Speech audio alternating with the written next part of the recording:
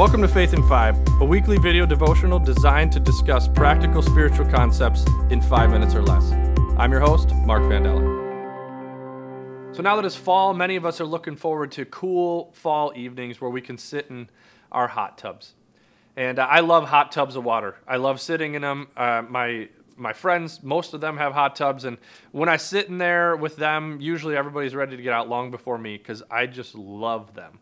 And I clarified, I said hot tubs of water because I don't have a hot tub. And so oftentimes I will just fill a bathtub with hot water as my kind of resort to a hot tub. And so I always say hot tubs of water because it for me, makes it just feel a little better. And then I don't have to tell people that I like to take baths, okay? But let's just get that out there. I take baths. And I do so because I find it to be just glorious. I find it to be the only place that I slow down long enough to stop, think. I like to read when I'm in a hot tub of water. It's the only time that I don't get up or get distracted while I'm reading. I could read for days in hot tubs of water. And so it's just something that I love. And the weird thing about me doing hot tubs of water in a bathtub is my wife doesn't like it for two reasons. One is she thinks it's rather feminine. I've just told all of you, so I'm pretty cool with it. But the second is that she thinks I'm going to die. I know that seems crazy, but you can actually die in a tub of water. And so the interesting thing is that even though this tranquil place, this place of serenity for me and focus and clearing my mind, it's also a place that it is possible to have too much of a good thing. She worries that I'm going to get too comfortable, too relaxed, fall asleep, and somehow drown. So my argument today is that it is possible to have too much of a good thing. And I'm going to take it a step further and even say, even if that good thing is God. See, I think oftentimes we get to this spot where we have too much of God. We put too many things in our lives that are spiritual and religious, and they kind of lull us to sleep. If you've ever been in a spot where you felt like your faith just lost its excitement, it just kind of lost its luster, it's probably because of this.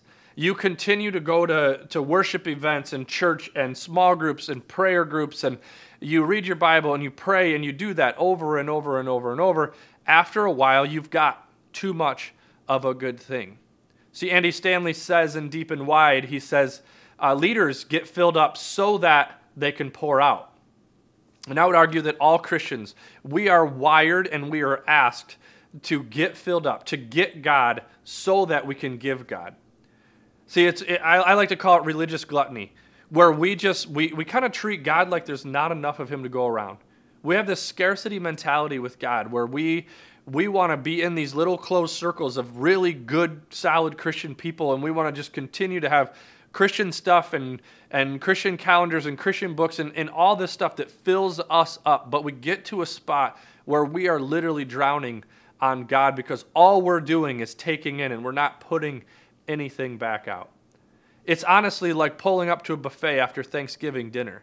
If you think about that feeling where if you're anything like me, you eat too much on Thanksgiving and you're just so full and then you go back for more. See, there are people out there who are starving for God. And we're treating God like he's a secret that we need to keep and we need to get more of and get more of and get more of. We just continue to get fatter on God, and we're not telling the people who are starving for it.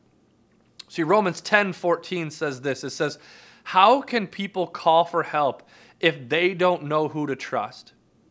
And how will they know who to trust if they've never met the trustworthy one? If they've never been told or shown Jesus, how would they know where to go? And how would people hear about Jesus if there's no one there to tell them? And how is anybody going to tell them if nobody's sent to do so? Friends, today I'm just pleading, I'm asking that if you're feeling at any spot in your life like your faith is kind of stagnant and boring, it may be because you actually have too much of God. You're drowning. You're all filled up and you're not pouring out. So I plead and beg today, for myself it's a challenge, for you it's a challenge, that if you have God, get God and get filled up on God, but only do so that you can give out. Fill up so that you can pour out. And this week, as you go through your normal habits of faith and all the different things you do to stay connected to God, add one in. Just add one thing for me. Add an opportunity to pour out. Make that a part of your regular God time, that you fill up so that you can pour out. Thanks for tuning in. If you want to follow us each week, click here to subscribe. And if you want to take it a little bit further, click here for discussion materials.